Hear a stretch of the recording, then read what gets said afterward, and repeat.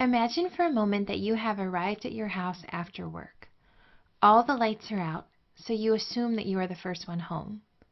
As you walk from your car, you see there is a package on the front step. Before you even pick it up, you assume that it was left by the mailman. You finally open the front door and see that the living room has been cleaned. You then conclude that someone must have cleaned the room while you were at work. In each of these moments, you have practiced inference.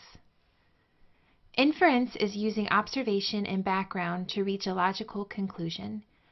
You probably practice inference every day. For example, if you see someone eating a new food and he or she makes a face, then you infer he does not like it. Or if someone slams a door, you can infer that she is upset about something.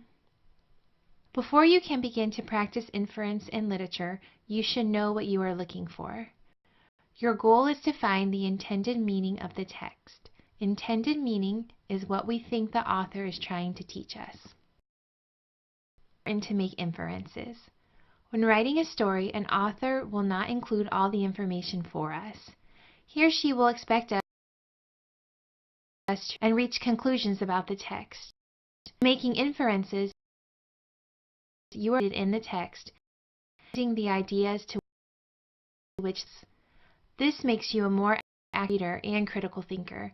It also makes it easier to understand what the author is sharing with you. When reading, we make inferences through the author, the text, and our response. The first is a conclusion of the intended meaning of a writing, the author.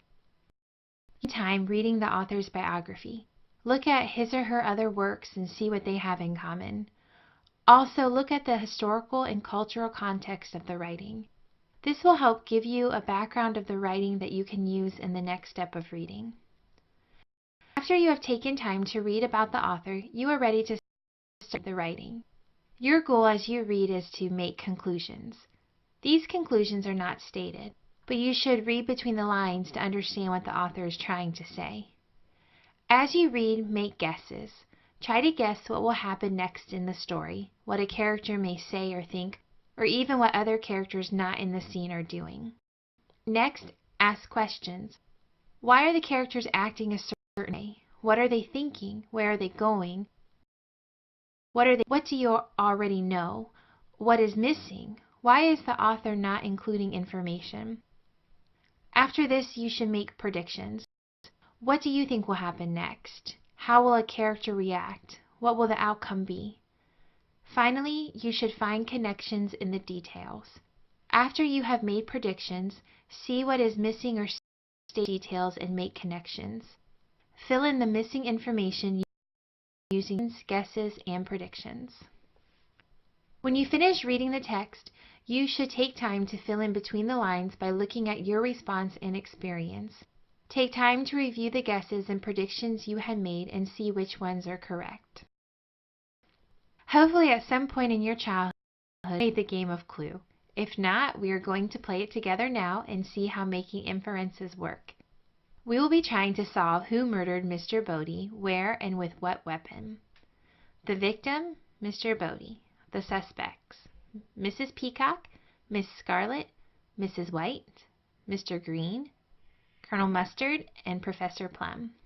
The rooms, kitchen, ballroom, library, conservatory. The weapons, wrench, lead pipe, rope, revolver, knife, and candlestick.